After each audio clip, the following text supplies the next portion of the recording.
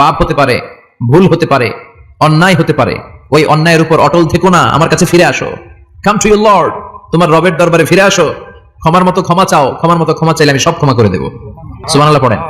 রব্বুল আলামিন বলেন, ইয়া আইয়ুহাল্লাযীনা আমানু তুবু ইলাল্লাহি তাওবাতান নাসুহা। ও বিশ্বাসীরা, ভুল করেছো, অন্যায় করেছো, পাপ করেছো, জুলুম করেছো, আমার কাছে ফিরে আসো, ক্ষমা চাও। ক্ষমার মতো ক্ষমা চাইলে সব গুনাহ মাফ করে দিতে পারে কে? পাপ নাই, গুনাহ করি না, এরকম কেউ আছে? কথা বলেন। কত পাপ করছি, কোনো হিসাব আছে? পৃথিবীর কেউ না জানলেও জানে কে? পৃথিবী না জানুক আমি তো জানি, আমি কি পাপ করেছি হায়। আমার পাপের করলে বিচার, বাঁচার আমার নাই উপায়। দয়াময় প্রভু মাফ করো আমায়, মাফ করো আমায়। পড়েন আমিন। আমাদের পাপগুলো ক্ষমা করে কে? চিল্লায় বলেন কে? আল্লাহ ডেকে বলে, গোলাম আমি হলাম গাফিরুয যাম কাবিলুত তাওব। আমার কাজ হলো ক্ষমা করা, আমার কাজ হলো তওবা কবুল করা। শয়তানের কাজ হলো ওয়াসওয়াসা দেওয়া, আমাদেরকে ভুল পথে নিয়ে যাওয়া। আর আমাদের কাজ হলো ভুল করে ফেলা, আল্লাহর কাজ হলো ভুলগুলো মাফ করে দেয়া। আল্লাহ ডেকে বলে, গোলাম তোরা যদি ভুল না করতি, তোরা যদি পাপ না করতি, তোরা যদি অন্যায় না করতি, তোদেরকে ধ্বংস করে দিয়ে এমন একটা জাতি আমি এই দুনিয়ার বুকে তৈরি করতাম যারা সকালবেলা ভুল করে দুপুরে মাফ চাইতো, দুপুরে ভুল করে রাত্রে মাফ চাইতো, আজকে ভুল করে আগামীকাল মাফ চাইতো। আর আমি আল্লাহ গুনাহগুলো তাদের সব ক্ষমা করে দিতাম। ক্ষমা করে দিতে আল্লাহর বড় ভালো লাগে। বান্দা আল্লাহর কাছে বারবার চাক, চোখের পানি ছাড়ুক, এটা আল্লাহ পছন্দ করে। চোখের পানির যে কত পাওয়া আপনি কল্পনাই করতে পারবেন না। অনুশোচনার চোখের পানি চোখ বেয়ে নাকের ডগা পেয়ে জমিনে পড়ার আগেই আল্লাহ এই বান্দারে মাফ করে দেয়। বিশ্বনবী ডেকে বলে, ও আমার উম্মতেরা শোনো, আল্লাহর কাছে দুনিয়ার মানুষদের দুই ফোঁটা পানি সবচেয়ে প্রিয়। এক হলো জিহাদের ময়দানে রক্তের ফোঁটা, দুই হলো অনুতপ্ত বান্দার চোখের পানির ফোঁটা। কত ভুল আপনি করেছেন, কত অন্যায় আপনি করেছেন, কত পাপ আপনার হয়েছে, কত মিথ্যা আপনি বলেছেন, কয় ওয়াক্ত নামাজ ছেড়েছেন, কয় লাখ টাকা ঘুষ খেয়েছেন, কত যৌতুক আপনি খেয়েছেন, কত মিথ্যা আপনি বলেছেন। আপনার পাপ যত বড় হোক, যত বিশাল হোক, যত বেশি হোক, আল্লাহর দয়ার পরিসীমা তার চাইতেও বড়। আপনার পাপ, আপনার অন্যায়, আপনার জুলুমগুলো যদি হয় খালের পানির সমান, বিলের পানির সমান, আল্লাহর দয়া সাগরের পানির সমান। আপনার পাপ যদি হয় সাগরের পানির সমান, আল্লাহর দয়া মহাসাগরের পানির সমান। আপনার পাপ আর অন্যায় যদি হয় পাহাড়ের সমান, আল্লাহর দয়া আকাশের সমান। আপনার পাপ যদি হয় আকাশের সমান, আল্লাহর দয়া আরশের সমান। এজন্য আল্লাহ বললেন, ইয়া আইয়ুহাল্লাযীনা আমানু তুবু ইলাল্লাহি তাওবাতান নাসুহা। ও আমার গোলাম, তুই তোর নিজেরে যত বেশি ভালোবাসিস তার চেয়েও আমি তোরে বেশি ভালোবাসি। তোর বাবা মা তোরে যত বেশি ভালোবাসে তার চেয়েও আমাদেরকে বেশি ভালোবাসে কে? আল্লাহ বললেন, ভালোবাসারে তৈরি করার পরে আমি 100 টুকরা করলাম। চিল্লায় বলেন, কয় টুকরা? 99 টুকরা ভালোবাসা আমি আল্লাহ নিজের মধ্যে রেখে দিলাম। এক টুকরা ভালোবাসা গোটা বিশ্বের সবার মধ্যে আমি ভাগ করে দিলাম। এক টুকরা ভালোবাসা পেয়ে আমাদের অবস্থা দেখছেন? আল্লাহ যদি এক টুকরা না দিয়ে আমাকে 30 টুকরা দিত, কথা কন। এক টুকরা না দিয়ে 80 টুকরা দিলে কি হইতো? কথা কন। 14 ফেব্রুয়ারি কবে? কথা কন। বিশ্ব ভালোবাসা এই দিবসের সাথে মুসলমানদের কোনো সম্পর্ক?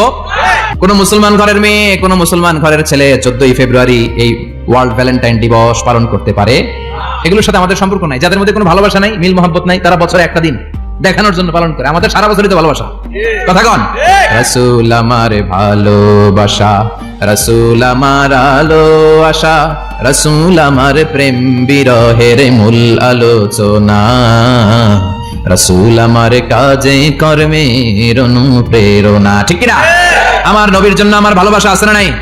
আমার রবের জন্য আমার ভালোবাসা আছে না নাই? আমার মা বাবার জন্য ভালোবাসা আছে না নাই? সবার জন্য সবার ভালোবাসা আছে না নাই? আমাদের দিবস লাগবে কেন? আজকেও তো আমাদের ভালোবাসা দিবস। কথা কন। প্রতি মুহূর্তে আমাদের ভালোবাসা, এজন্য আমাদের ডেট পালন করা লাগে না। আমরা সব সময় সবারই ভালোবাসি। চিল্লায় বলেন ঠিক কি না? এজন্য আল্লাহ ডেকে বললেন, গোলাম আমি যে তোদের কত ভালোবাসি তোর ধারণা নাই। চোখের পানি ছাড়, গুনার কথা স্মরণ কর, তওবা কর। তওবার মতো তওবা করলে সব গুনাহ মাফ করে দিতে পারে কে? আল্লাহ। বিশ্বনবী বলে, আমার কোনো গুনাহ নাই, তারপরেও প্রতিদিন 70 বারেরও বেশি আমি তওবা করি। আল্লাহে ইন্নী আস্তাগফিরুল্লাহ ওয়া আতুবু ইলাইহি আকতার মিন 70 মাররা। Could you imagine that? কল্পনা করছেন কোনদিন যে নবীর গুনাহ নাই, ওই নবী তওবা করে প্রতিদিন 70 বার, আকসার 70 বারেরও বেশি। আমার পড়া দরকার কয়বার? আপনার পড়া দরকার কয়বার? বিশ্বনবী 70 বারের বেশি বলে আমাদের পড়া দরকার কয়বার? আর আমরা প্রতিদিন পড়ি কয়বার? কথা কন। আমাদের ভুল হবে, ভুল হতে সমস্যা নাই। ভুল হওয়াই মানুষের স্বভাব, কিন্তু ভুল হওয়ার পরে ভুলের উপর অটল থাকা যাবে না। শয়তান আর মানুষের মধ্যে এই মৌলিক পার্থক্য। শয়তান ভুল করে ভুলের উপরই আছে, ঠিক কিনা? ক্ষমা চায় নাই, কিন্তু আমরা সকালে ভুল করলে দুপুরে মাপ চাই কার কাছে? মৃত্যুর আগ পর্যন্ত আমরা ক্ষমা চাইলে ক্ষমা করে দিবে কে? সব সময় 24/7 তওবার দরজা খোলা, দুইটা সময় ছাড়া। ভালো করে মনে রাখবেন, মুখস্থ ঠোঁটস্থ যেন থাকে। দুইটার সময় তওবা কবুল হয় না, চিৎকার করে বলেন কয় সময়? এক হলো বাদাল গরগরা, গরগরানি যখন আসে, মালাকুল মাউত যখন চলে আসে, মালাকুল মাউত যখন দেখে ফেলবেন, তখন তওবা কবুল হবে নাকি? কথা কন। ফেরাউনের নাম শুনছেন? ওরা যখন আল্লাহ লোহিত সাগরে ডুবাইয়া পানি খাওয়াইতে লাগলো, পানি খাইতে খাইতে পেটটা হয়েছে এত বড়, আর পানি খাইতে পারে না। এরপর হাত তুলা কয় আনা মিনাল মুসলিমিন, কোরআনের আয়াত, আনা মিনাল, হাত তুলা কয় আমি মুসলমান। ফেরাউন না বলে মুসলমান, আমরা যাবো কই? কথা কন। ফেরাউন হাত তুলা কয় আনা মিনাল মুসলিমিন, আল্লাহ কয় টাইম ইজ আপ, দেরি করছস, অনেক সময় দিলাম, অনেক সুস্থ রেখেছি, ক্ষমতা দিয়েছি, দাপট দিয়েছি, তখন যদি ঘাটটা নত করে, মাথাটা নত করে একবার ক্ষমা চাইতি, ফেরাউন তোরেও ক্ষমা করে দিতাম। কিন্তু সময় শেষ হওয়ার পরে আমি মুসলমানদের অন্তর্ভুক্ত বললে কোনো লাভ হবে নাকি? আল্লাহ বলল সময় নাই, সময় শেষ। কারণ মুসা আলাইহিস সালামের চাচাতো ভাই অনেক দাওয়াত দিল, জাকাত দে, কারণকে জাকাত দিব না, এই সম্পদ আমি কামাইছি, আল্লাহ দেয় নাই। মুসা আলাইহিস সালাম বললেন তাহলে আযাবের অপেক্ষা কর, আযাব চলে আসে। আল্লাহ বলেন মুসা সেফ জোনে যাও, সরো, এখনই আযাব। ফাখাসাফনা বিহি ওয়া বিদারিহিল আরদ, পুরো ফাইয়ুমের জমিনটা আল্লাহ কাঁপিয়ে দিলেন, আর কারণকে সহ পুরো সম্পত্তি তার জামিনের ভিতরে দাবিয়ে দিলেন।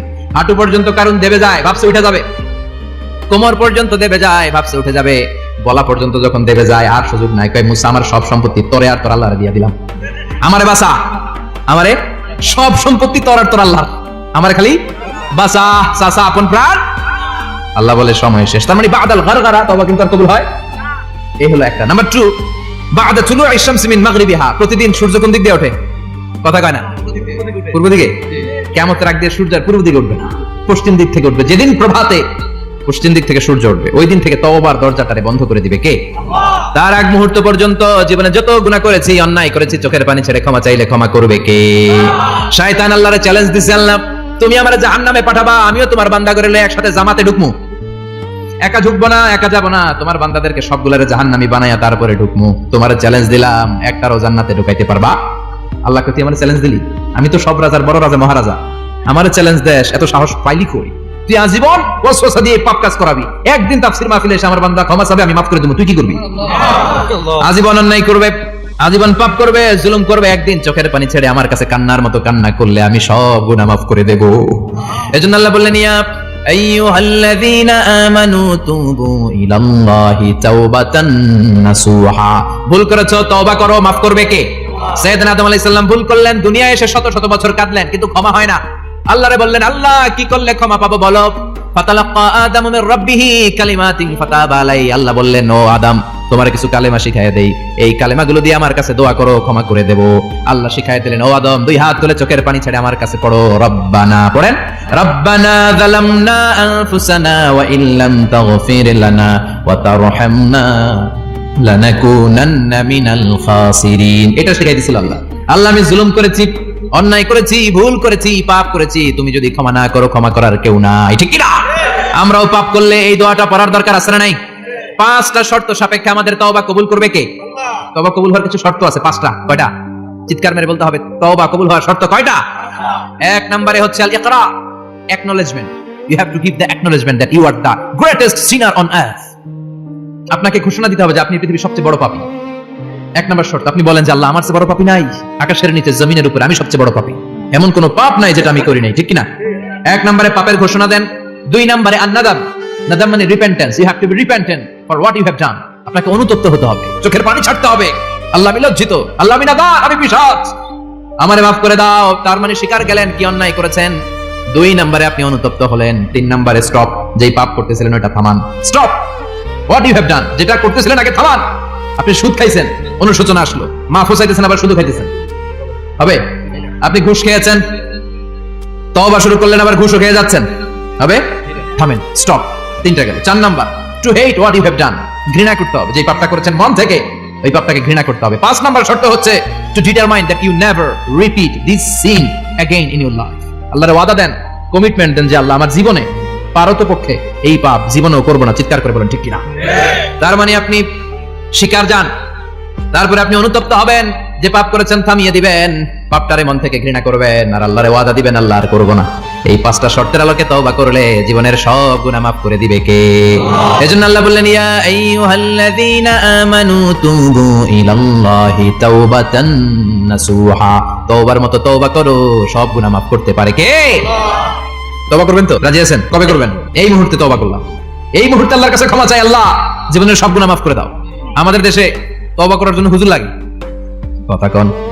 পিসা হুজুর, বড় হুজুর, ছোট হুজুর, হাফেজ সাহেব লাগে না? হাফেজ সাহেব, ইমাম সাহেব, এদের ছাড়া নাকি তওবা হয় না। না, এটা ভুয়া কথা। আপনি অনুতপ্ত হন, আপনি চোখের পানি ছাড়েন, আপনি আপনার রবরে বলেন, ক্ষমা করে দিবে কে?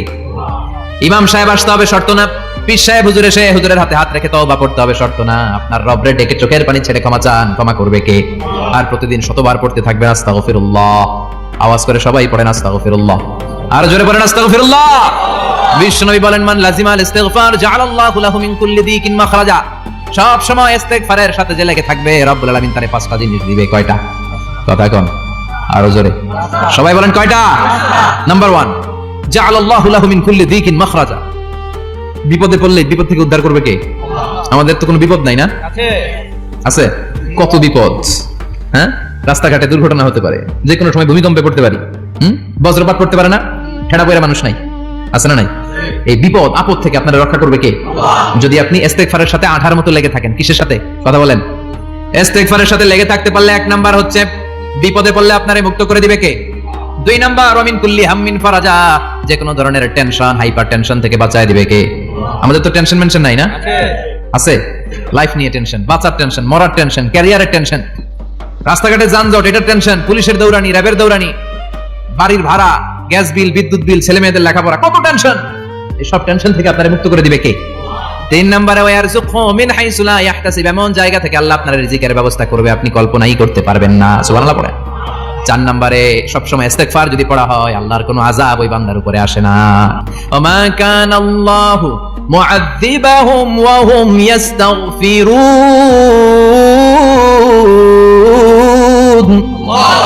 যতক্ষণ আমার বান্দা আমার কাছে ইস্তিগফার পড়তে থাকে, আমার কোনো আযাব বান্দারে পাবে না। যতক্ষণ ইস্তিগফার করবেন, আল্লাহর কোনো আযাব আপনার উপর আসবে না। 4টা গেল। 5 নাম্বার, বারবার ইস্তিগফার করলে রফিক ভাই, আল্লাহ আপনার মুস্তাজাবুদ দাওয়া বানাবে। দোয়া করা মাত্র কবুল করে নেবে কে? আল্লাহ। মুস্তাজাবুদ দাওয়া বুঝেন তো? মানে যিনি হাত তুলতে দেরি, কবুল হতে দেরি হয় না। বারবার ইস্তিগফার পড়ে দেখেন যে আপনার দোয়া কেমনে কবুল হয়। ইমাম আহমদ ইবনে হাম্বলের নাম শুনেছেন? হাম্বলি মাযহাবের প্রতিষ্ঠাতা। হানাফি, শাফিঈ, মালিকি। 4 নাম্বারটা আপনারা বলেন, হাম্বলি। এই হাম্বলি মাযহাবের ইমামের নাম আহমদ ইবনে হাম্বল। জগৎ বিখ্যাত মুহাদ্দিস। একক স্বতন্ত্র হাদিসের কিতাব হিসেবে পৃথিবীতে সবচেয়ে বড় যে হাদিসের কিতাব, ওইটার নাম মুসনাদ আহমদ ইবনে হাম্বল। 40,000 হাদিসের কালেকশন আছে। এই ইমাম আহমদ ইবনে হাম্বল ওনার শেষ জীবনটা হাদিস পড়ানো, হাদিস কালেকশনের জন্য ব্যয় করেছেন। শহরের পর শহর, দেশ থেকে দেশ, দেশান্তরে ঘুরতেন একটা হাদিসের জন্য। উনি সফরে বেরিয়েছেন হাদিস কালেকশনের জন্য। প্রচন্ড শীতের রাত, উনি মাগরিবের নামাজ, এশারের নামাজ পড়ে একটা মসজিদে শুয়ে পড়লেন, আর শুয়ে শুয়ে হাদিস পড়তেছেন। কি পড়তেছেন? কথা বলেন। আর মনে মনে ভাবলেন রাতটা মসজিদে কাটায় দেই, ফজরের নামাজ পড়ে আবার বেরোবো। কিন্তু দারোয়ান এসে বলে মসজিদে থাকতে পারবেন না, ওঠেন। দারোয়ান আছে না? কথা কোন? আহমদ ইবনে হাম্বল বললেন, আমি শুধু রাতটা থাকতে চাই, আমি তো ফজরেরও মুসল্লি, ফজর নামাজ পড়বো তো এই মসজিদে, আমার থাকতে দাও। দারোয়ান তো দেয় না, কেন? মসজিদে থাকার জায়গা না, যান মিয়া। উনি যে আহমদ ইবনে হাম্বল এটা চিনে নাই, থাকতে দেয়। কি করবে এখন? উনি কাঁথা গুছিয়ে হাদিসের কিতাব নিয়ে, কাঁধের মধ্যে ব্যাগ নিয়ে মসজিদ থেকে বের হয়ে গেলেন। কি আর করবেন? প্রচন্ড শীত, আর কাঁপতেছেন, বুড়ো মানুষ। পথিমধ্যে দেখলেন বাজার একজন খাব্বাজ, শাবুন খাব্বাজ, যুবক রুটি বিক্রেতা। সে রুটি বিক্রি করে, চুলার মধ্যে রুটি সেকে। সে যে সালাম দিল, আসসালামু আলাইকুম। যুবক বলে, ওয়ালাইকুম আসসালাম। আহমদ ইবনে হাম্বল বলে, যুবক, আমার যাওয়ার জায়গা নেই, সফরে বেরিয়েছি, খুব শীতে কষ্ট পাচ্ছি, রাতে যদি তোমার এই চুলা থেকে একটু আগুন পোহাই, কোনো সমস্যা? যুবক বলে, না না, সমস্যা না, আহলান ওয়া সাহলান, খুব শান্তি, আসেন। আপনি আগুন পোহাইলে আমার সমস্যা কি? সুবহানাল্লাহ পড়েন। আল্লাহ শুকরিয়া করে উনি বসলেন, আর আগুন পোহাচ্ছেন। আর খেয়াল করলেন, যুবক রুটি বানায় আর পরে আস্তাগফিরুল্লাহ, রুটির দলা বানায় পরে আস্তাগফিরুল্লাহ, খামির বানায় আর পরে আস্তাগফিরুল্লাহ, রুটি নিয়ে উনুনের ভিতরে, চুলার ভিতরে সেকা দেয় আর পরে আস্তাগফিরুল্লাহ। দোকানদারের কাছে কেউ আসলেই সে রুটি দেয় আর পরে আস্তাগফিরুল্লাহ। ক্রেতার কাছ থেকে টাকা নিয়ে ক্যাশ বক্সে রাখে আর কি পড়ে? আবার রুটি বানানো শুরু করে আর কি পড়ে? খালি এটাই পড়তেছে। ইমাম আহমদ ইবনে হাম্বল তো অবাক, কিরে এটা আবার কেমন যুবক, খালি আস্তাগফিরুল্লাহ। উনি প্রশ্ন করলেন, যুবক ঘটনা কি? আসার পর থেকেই তোমার দেখতেছি তুমি রুটি বানাও, রুটি বিক্রি করো আর পড়ো আস্তাগফিরুল্লাহ, মালাকা ইয়া শাবাব। যুবক বলে, আস্তাগফিরুল্লাহ আমার সবচেয়ে বেশি পছন্দের আমল, আমি সব সময় আঠার মতো ইস্তিগফারের সাথে লেগে থাকি, আর সব সময় পড়তে থাকি আস্তাগফিরুল্লাহ, আর এর বদৌলতে আল্লাহ আমারে মুস্তাজাবুদ দাওয়া বানিয়ে দিয়েছে। আহমদ ইবনে হাম্বল তো অবাক, আনতা মুস্তাজাবুদ দাওয়া, তুমি মুস্তাজাবুদ দাওয়া রুটিওয়ালা। আমি এত বছর হাদিস পড়াই, আমিও তো মুস্তাজাবুদ দাওয়া না, আর তুমি রুটি বেচো বাজারে, তুমি মুস্তাজাবুদ দাওয়া, তুমি দোয়া করলে সব কবুল হয়ে যায়। যুবক বলে, না আনা মুস্তাজাবুদ দাওয়া, আমি আমার জীবনে যত দোয়া করেছি কবুল করে নিয়েছে কে? আল্লাহ। সব দোয়া কবুল করে নিয়েছে আল্লাহ, একটা দোয়া ছাড়া। কয়টা? আহমদ ইবনে হাম্বলের কৌতূহল, কিউরিওসিটি আরো বেড়ে গেল, কি সব দোয়া কবুল হয়েছে একটা দোয়া ছাড়া? মাযালিকা দোয়া ইয়া শাব, কি সেই দোয়া? যুবক এবার বলতে শুরু করলো, আমার জীবনে যে দোয়াটা আল্লাহ কবুল করে নাই সেটা হচ্ছে আমি আল্লাহর কাছে অনেক চেয়েছি, অনেক দোয়া করেছি, যে আল্লাহ শুনেছি এই জামানার সবচেয়ে বড় মুহাদ্দিস, তার নাম নাকি ইমাম আহমদ ইবনে হাম্বল। আল্লাহ তোমার কাছে আমার চাওয়া, আমি যেন এই ইমাম আহমদ ইবনে হাম্বলের দেখে মরতে পারি, আমি যেন ইমাম আহমদ ইবনে হাম্বলের হাতে হাত রেখে মুসাফা করতে পারি, আর তার কপালে একটা চুমু এঁকে দিতে পারি। আহমদ ইবনে হাম্বল আবেগপ্রবণ হয়ে গেলেন, চোখের পানি ছেড়ে দিলেন, বললেন, যুবক তোমার এই দোয়াটাও কবুল হয়ে গিয়েছে। আহমদ ইবনে হাম্বলের দেখা সাক্ষাৎ পাওয়ার জন্য আহমদ ইবনে হাম্বলের বাড়িতে তোমার যাওয়ার দরকার নাই, আহমদ ইবনে হাম্বল তোমার দরবারে ছুটে এসেছে। আনা আহমদ ইবনে হাম্বল মুহাদ্দিসুদ দাহর, আমি নিজেই আহমদ ইবনে হাম্বল। যুবক চোখের পানি ছেড়ে দেয়, আহমদ ইবনে হাম্বল চোখের পানি ছেড়ে দেয়। যুবক চিৎকার মেরে ইমাম আহমদ ইবনে হাম্বলকে জড়িয়ে ধরে, হাতে হাত রেখে মুসাফা করে, কপালের মধ্যে চুমু খায়, আর আল্লাহর শুকরিয়া করে বলে, ও ইমাম, আসলে এই দোয়াটাও আল্লাহ আজকে কবুল করে নিল। বিশ্বাস হয়? সবসময় ইস্তেগফার করলে আপনার দোয়াগুলো এইভাবে কবুল করে নেবে কে? এই পাঁচটা জিনিস পাবেন সবসময় যদি ইস্তেগফারের সাথে লেগে থাকেন। রাজি আছেন তো? এজন্য বিশ্বনবী সব সময় নামাজে সালাম ফেরানোর পরে পড়তেন আস্তাগফিরুল্লাহ। কি পড়তেন? আস্তাগফিরুল্লাহ। 3 বার পড়তেন আস্তাগফিরুল্লাহ, আস্তাগফিরুল্লাহ, আস্তাগফিরুল্লাহ। পড়তে রাজি আছেন? ইনশাআল্লাহ। ইস্তেগফারের অনেকগুলো আলফাজ আছে, সবচেয়ে ছোট ইস্তেগফার হচ্ছে এটা, আস্তাগফিরুল্লাহ, আস্তাগফিরুল্লাহ। আরো আছে আস্তাগফিরুল্লাহ আল্লাযী লা ইলাহা ইল্লা হুয়াল হাইয়ুল কাইয়্যুম আতুবু ইলাইহি। বিশ্বনবী বলেন, এই ইস্তেগফারটা যদি কেউ পড়ে, আত-তাওয়াল্লি মিন ইয়াউমিজ যাহাফ, যুদ্ধের ময়দান থেকে পালিয়ে আসা কবিরা গুনাহ। কি গুনাহ? কাফেরদের সাথে যুদ্ধ, আমি তাগড়া যুবক, তলোয়ার নিয়ে নেমেছি, আমার দেহের এক ফোঁটা রক্ত থাকা পর্যন্ত আমি যুদ্ধ চালিয়ে যাব, আমি ফিরে আসতে পারবো না, আইনটা কার? ফিরে আসলে কবিরা গুনাহ। বিশ্বনবী বলেন, যুদ্ধের ময়দান থেকে ফিরে এসেছে এরকম কবিরা গুনাহ অবলম্বনকারীও যদি আস্তাগফিরুল্লাহ আল্লাযী লা ইলাহা ইল্লা হুয়াল হাইয়ুল কাইয়্যুম আতুবু ইলাইহি পড়ে, ওই কবিরা গুনাহকারীকেও ক্ষমা করে দিবে কে? পড়তে রাজি আছেন তো? আবার সাইয়েদনা আবু বকর বললেন, ইয়া রাসূলুল্লাহ আল্লিমনি দুআআন আদউ বিহি ফি সালাতি, এমন দোয়া আপনি আমারে শিক্ষা দেন যে এই দোয়াটা আমি নামাজে পড়তে পারি। বিশ্বনবী বললেন, পড়ো, আল্লাহুম্মা ইন্নী যালামতু নাফসি যুলমান কাসীরান ওয়া লা ইয়াগফিরুয যুনুবা ইল্লা আনতা ফাগফিরলি মাগফিরাতাম মিন ইনদিক ইন্নাকা আনতাল গফুরুর রহিম। সুবহানাল্লাহ পড়েন। এটাও ইস্তেগফার। আমরা এটা বলি দোয়া মাসুরা, সালাম ফেরানোর আগে পড়ি না? যেখানেই ক্ষমা চাওয়ার কথা আছে ওইটারই কি বলে? ইস্তেগফার। আল্লাহুম্মা ইন্নী যালামতু নাফসি, আল্লাহ জুলুম করেছি, যুলমান কাসীরা, অনেক জুলুম, ওয়ালা ইয়াগফিরুয যুনুবা ইল্লা আনতা, তুমি ছাড়া এই গুনাহ ক্ষমা করার তো কেউ নাই, ফাগফিরলি মাগফিরাতাম মিন ইনদিক, তোমার দয়ায় আমারে ক্ষমা করে দাও, ইন্নাকা আনতাল গফুরুর রহিম, তুমি হলা ক্ষমাশীল। ঠিক কি না? এটাও ইস্তেগফার, এটাও পড়বেন। আর এই সব ইস্তেগফারের শ্রেষ্ঠ ইস্তেগফারের নাম সাইয়্যিদুল ইস্তেগফার। যত ইস্তেগফার হতে পারে এর মধ্যে সবচেয়ে শ্রেষ্ঠতম ইস্তেগফার নাম কি? কথা কন। বুখারীর বর্ণনা, শাদ্দাদ ইবনে আউস রাদিয়াল্লাহু তাআলা আনহু বর্ণনা করেন, এই সাইয়্যিদুল ইস্তেগফার দিনের বেলা যে পড়বে, ওই দিনে মারা গেলে সে জান্নাতি। এই সাইয়্যিদুল ইস্তেগফার রাতের বেলা যে পড়বে, ওই রাতে যদি ইন্তেকাল হয়, ওই লোকটা জান্নাতি। মুখস্থ আছে না? কার কার মুখস্থ? হাত তুলেন।